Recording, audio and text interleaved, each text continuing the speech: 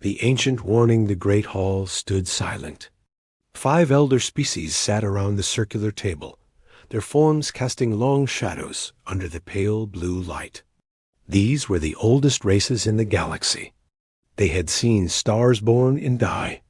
They had watched countless civilizations rise and fall. Today, they gathered to discuss one world, Earth. Elder Mora, a tall being with silver skin and 4 arms, stood first.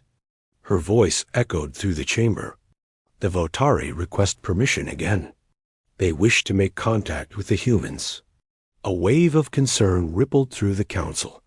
Elder Kane, whose crystalline body glowed faintly, shook his head. This is the 5th request this cycle. Why do the young races never learn? Because we do not tell them the truth, said Elder Vex. His 3 eyes focused on the hologram floating above the table. It showed a small blue planet orbiting a yellow star. We only say that Earth is forbidden. We do not say why. Mora touched a control panel. Ancient text appeared in the air, written in the first language. The language that existed before most current species evolved. The records are clear, she said. 10,000 cycles ago, our ancestors encountered them. The humans. They appeared weak. Small bodies. No natural weapons. No thick armor. They seemed easy to conquer. But something was wrong, continued Elder Kane. The reports describe it as inhuman behavior. When they should have surrendered, they fought. When they should have died, they survived. When logic said to retreat, they advanced. A younger voice interrupted. The doors had opened. Commander Talon of the Votari walked in. His blue scales gleamed with pride. Behind him stood 3 council members of his race. Elders, Talon said, bowing slightly. We mean no disrespect. But these records are ancient. Perhaps the humans have changed. Perhaps your ancestors misunderstood. Elder Vex's body pulsed with red light. Anger. You think we fear them because of misunderstanding? I think fear of the unknown often creates myths, Talon replied. Let us observe them. Just observe. We will not make contact. We will prove they are just another species. The elders looked at each other. Silent communication passed between them. Finally, Mora spoke. Very well. But you will take only a small ship. You will not enter their atmosphere. You will not then detect you. And you will return immediately if you see ... it. See what? Talon asked. You will know, said Elder Kane quietly. The inhuman thing that lives in them. The thing that should not exist in any species. You will see it, and you will understand why we fear them. Talon nodded. We accept your terms. The elders watched as the young commander left. When the doors closed, Mora sighed. He will not listen to warnings. The young never do. Should we tell him the full truth? Asked Vex. No, said Kane. Some things must be witnessed to be believed. If we told him that humans are the galaxy's apex predators, he would laugh. If we said that they conquered their own planet before reaching the stars, he would call us foolish. If we explained that they are the only species that fights harder when wounded, he would not understand. Mora pulled up another file. Images appeared. Ancient battlefields. Ruined cities. And among the destruction, humans stood, battered, bleeding, but still standing, still fighting. They do not have our technology, Mora said softly. They do not have our strength or our long lives. But they have something we lack, something we lost millions of cycles ago. What? Asked a junior elder, newly appointed to the council. The 3 senior elders spoke together, their voices blending into one haunting sound, the refusal to accept death. Far across the galaxy, Talon prepared his ship. His crew loaded supplies and ran system checks. They were excited. Finally, they would see the Forbidden World. Finally, they would prove that the elders were wrong. The ship launched 3 days later. It would take 40 cycles to reach Earth's system. Talon spent the journey reading the limited files the elders had released. They spoke of wars and disasters, of humans doing impossible things, but Talon smiled. Every species had survival stories. What made humans special? He would soon find out. The ship crossed into Earth's solar system on a quiet morning. Sensors activated. Cameras focused on the small blue planet dot, and on that planet, 7 billion humans continued their day, unaware that someone watched them, unaware that they were feared across the stars, unaware that something in their nature terrified the galaxy's oldest races. The observation had begun. Asterisk, the observation Talon stood before the viewing screen. Earth filled his vision. Blue oceans, green and brown land, white clouds swirling in patterns. It looked peaceful, beautiful even. "Scans complete, Commander," said his science officer, Aration. "The dominant species lives across all continents. Population approximately 7 billion. They have basic space technology, but have not left their solar system. Life signs?" Talon asked. "Weak, very weak. Their bodies are fragile. Average lifespan only 80 cycles. They have no natural armor, no venom, no enhanced strength." Aration looked up from his console. "Commander, I do not understand. Why do the elders fear such a weak species?" Talon had no answer. He watched the planet below. Cities glowed on the dark side. Lights everywhere. The humans were busy, always moving, always building. "Focus on one population center," he ordered. "Let us watch them." The ship's cameras zoomed in. A large city appeared. Millions of humans moved through streets. They built towers of glass and metal. They traveled in ground vehicles. Everything seemed ... normal. For 3 days, the crew watched. They saw humans work, eat, sleep, raise their young. Nothing seemed special. Nothing seemed dangerous. "This is foolish," said Aration on the 4th day. "These creatures are nothing. The elders have grown paranoid in their old age." Talon wanted to agree, but something bothered him.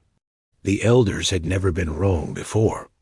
Not once in all of recorded history. "We will watch one more day," he decided. That night, everything changed.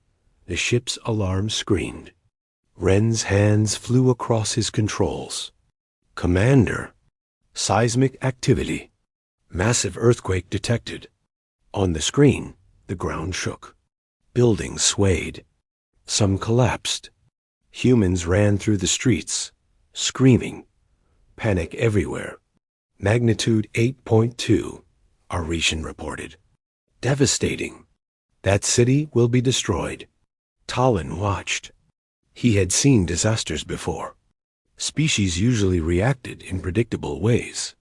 They would flee, abandon the area, mourn their losses. It was logical. It was normal. But the humans did not flee. Within hours, while the ground still trembled with aftershocks, they returned. Not to mourn, not to retrieve belongings. They returned to dig. "What are they doing?" asked Aration, confused. Talon watched closely. Humans pulled others from the rubble, wounded, dying, some already dead. But still they dug. Their hands bled, their bodies exhausted. They did not stop. "Zoom in on that group," Talon ordered. The camera focused. A building had collapsed. A team of humans worked at the ruins. One man, his arm clearly broken, used his other arm to move debris. A woman with blood streaming down her face coordinated the effort. They spoke urgently, determined. "Their medical scans show extreme fatigue," said Aration. "They have been working for 18 hours without rest. Their bodies are failing. Why do they not stop?" "There," said another crew member, pointing. They found someone. A small human. A child. pulled from the wreckage, barely alive. The rescuers did not celebrate. They immediately moved to the next section. More digging, more searching. Talon felt something cold in his chest. How many are working in that city? Thousands. Tens of thousands. They are coming from surrounding areas, bringing supplies, equipment, medical aid. Ren's voice held confusion. Commander, this is illogical. The area is still unstable. More earthquakes are likely. They should evacuate. But the humans did not evacuate for 5 days. Talon's crew watched. The humans worked without stopping. When they collapsed from exhaustion, others took their place. When supplies ran out, they brought more. When officials tried to declare areas too dangerous, the humans ignored them and went in anyway. They pulled out survivors on day 4, Arichin whispered. After 4 days buried, the medical readings said those people should be dead. But the humans kept digging, kept believing, and they found them alive. Talon said nothing.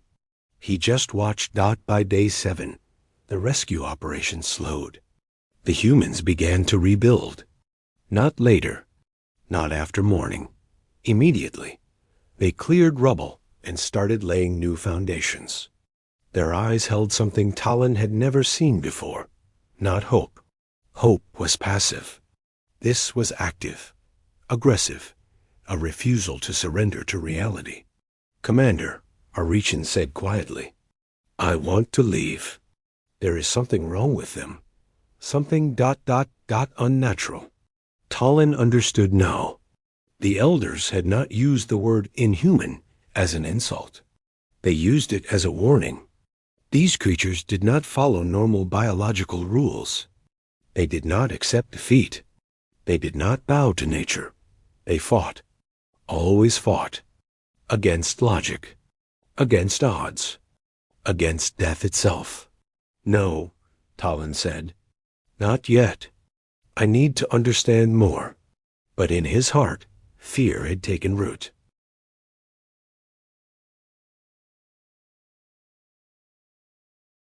The Revelation Talon's ship remained in orbit for 20 more days. Each day brought new observations.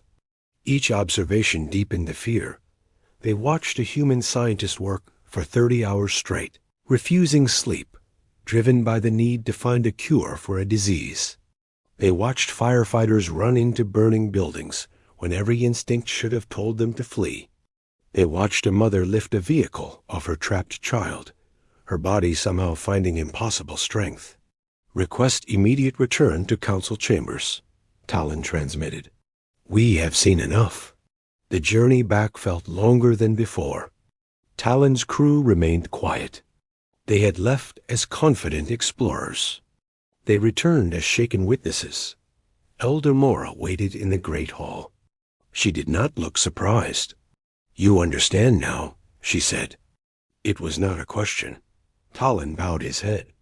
I understand why you use the word inhuman, but I do not understand how they came to be this way. What made them? Like this? Mora gestured to the seats. Sit. We will tell you what we know. What our ancestors learned at great cost. The hologram activated. Earth appeared again, but younger, primitive. Millions of cycles ago, we sent scouts to many worlds, Mora began. Earth was one of them. The planet was hostile. Ice ages, volcanoes, predators everywhere. Most species would have died. The humans nearly did. Many times. The hologram changed. It showed early humans, small groups, struggling against a frozen world. They had no claws, no thick fur, no natural weapons. They should have gone extinct. But they did something no other species had done. Mora paused. They refused to accept it. Elder Kane's crystalline body glowed as he spoke. They made weapons from stones. They created fire. They hunted animals 10 times their size. When the ice came, They did not hibernate or migrate far enough. They stayed. They adapted. They conquered the ice itself. The images shifted forward in time. Humans building, fighting, surviving. We watched them face extinction events, Vex added. Supervolcanoes, asteroid impacts, plagues that killed millions. Each time, we thought they would finally end. Each time, they survived. Not through luck. Through sheer stubborn refusal to die. Talon leaned forward. But many species survive disasters. Survive, yes, but not like them. Mora pulled up new images. Battlefields, ancient and modern. Other species fight for territory, for resources, for survival. Humans fight for ideas, for beliefs, for people they have never met. They fight wars they cannot win. And sometimes they win them anyway. The hologram showed human history. Wars spanning continents. Soldiers charging into certain death. Civilians resisting occupation with nothing but their bare hands. Again and again, the pattern repeated. Humans facing impossible odds. Humans refusing to surrender. We call it inhuman because it defies natural law, Kane explained. Every species in the galaxy understands cost-benefit analysis. When the cost is too high, you retreat. You survive to fight another day. It is logical. It is evolution. But humans? He paused. Humans will pay any cost. They will sacrifice everything. For them, surrender is worse than death. Talon thought of the earthquake. The humans digging with bleeding hands. Working past exhaustion. Past reason. They do not fear death the way we do, Mora said softly. They fear failure more. They fear giving up. This makes them the most dangerous species we have ever encountered. But they seem peaceful now, Talon argued. They have not even left their solar system. Yet, Vex said. They have not left yet, but they will. And when they do, when they spread across the stars with their technology and their inhuman determination. He trailed off. Mora stood. The Council's decision remains unchanged. Earth stays quarantined. We will not make contact. We will not interfere. We will watch from a distance and hope they remain on their world. And if they leave anyway? Talon asked. The three elders looked at each other. Finally, Mora spoke. Then we hope they see us as friends. Because if they see us as enemies, if they turn that inhuman will against us. She shook her head. No species in this galaxy could stand against them. Not if they decide we must fall. Talon left the council chambers with a new understanding. The elders did not fear human technology. They did not fear human strength. They feared human nature itself. The thing that made them survive when they should die. The thing that made them fight when they should flee. The refusal to accept reality. The determination to change it instead. On Earth, humans continued their lives. They built. They loved. They struggled.